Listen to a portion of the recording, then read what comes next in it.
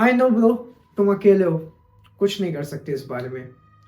तुम अकेले हो, तुम्हारे पास कोई नहीं है तुम्हारा दुख और दर्द बताने के लिए। तुम अपनी लाइफ के उस सिचुएशन में हो जहाँ पे तुम ना अपने दोस्तों को, ना अपने माँ बाप को, ना किसी और को तुम अपना दुख दर्द बता सकते हो। But bro, count on me. I know तुम बहुत मेहनत कर रहे हो, मुझे पता है। चिंता मत करो ब्रो, करते रहो, मैं भी करता रहूंगा, साथ में हम सब करेंगे। हार मत मानना ब्रो। ब्रो, क्या तुम लोग को कभी ऐसा महसूस हुआ है कि हम लोग हमेशा अकेला और लोनली क्यों फील करते हैं? मतलब हम सिर्फ लड़के ही क्यों इतना अकेला फील करते हैं? क्योंकि भाई, हम मर्द हैं। एंड मर्द इस दुनिया का सबसे अनलकी चीज होता है। लड़कियों का क्या है? लड़कियां तो सोसाइटी में अपनी ब्यूटी दिखाकर अपनी वैल्यू बना ही लेती है, लेकिन हमें हमें हमारी ब्यूटी से नहीं, हमारी औकात, हमारे पैसे एंड हमारी हैसियत पे जज किया जाता है।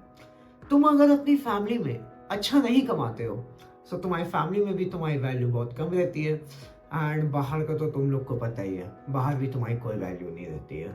एंड यही रीजन है कि जब तक हम लोग कुछ बन नहीं जाते, दुनिया हमें इग्नोर करती है। चाहे तुम जो भी कर लो, दुनिया तुम्हें हमेशा इग्नोर करेगी एंड वो करती आई है।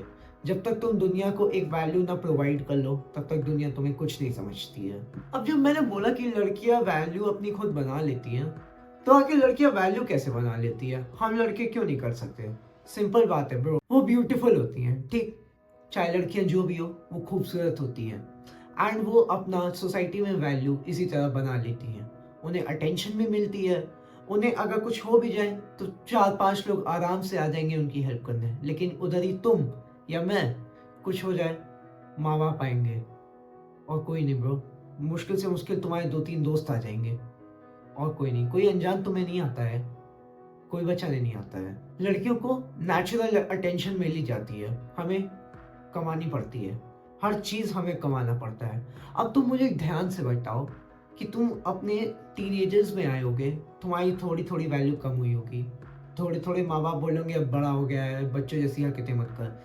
18 साल बाद जब तुम 18 ईयर्स के हो जाते हो, उसके बाद से ना तुम्हें खुद की वैल्यू बनानी पड़ती है। माँ बाप भी बोल देते हैं कॉलेज पढ़ना है पढ़ो, नहीं तो कोई नौकरी करो, बस पैसे लाओ।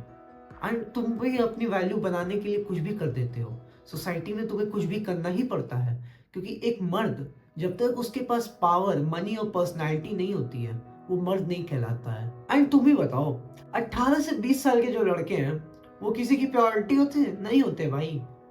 अब वो माँ बाप का भी काम खत्म, पढ़ना लिखना, अब तुम्हें खुद कुछ करना होगा। तुम्हें कोई, तुम्हारे दोस्त जज करेंगे तुम्हारे कपड़े पे, तुम्हारी एटीट्यूड पे, तुम्हारी पर्सनल लाइफ पे, तुम्हारे इंस्टाग्राम की स्टोरी पे, तुम्हारे लाइक्स पे, तुम्हारे कमेंट्स पे। कंपटीशन ही कंपटीशन है साला। हर जगह कंपटीशन यहाँ पे घुस गया है। एंड इस कंपटीशन में तुम्हें से भागना है। तुम्हें कुछ ना कुछ डिफरेंट करना है, ताकि तुम थोड़ा सा अपने अपने अंदर एक चेंज ला सको, एक वैल्यू ला सको, ताकि सब तुम्हें जाने कि नहीं भाई, ये भी है। एक छोटे से शहर से, एक छोटी सी गली से, एक छोटे से घर का लड़का है, इस दुनिया में एग्जिस्ट करता है। एंड यही चीज तुम लोग को बनानी है कि हाँ, तुम इस दुनिया में एग्जिस्ट करते हो। आज मैं तुम लोग को 3 पॉइंट्स बता रहा हूँ। ये स्टार्टिंग होगी, ये तुम्हारा स्टार्टिंग फेज है। अगर तुम 17-18 साल के हो तो स्टार्ट कर दो भाई, एंड उससे पहले के भी हो तभी भी स्टार्ट कर दो। बस स्टार्ट कर दो। देखो, पहला जो तुम लोग का होगा वो होगा पैसे कमाओ। पैसे से भाई पावर आती है। पैसे से तुम कुछ भी कर सकते हो। Money can buy everything. And दुनिया सिर्फ सक्सेसफुल लोगों को रिस्पेक्ट देती है और किसी को नहीं देती।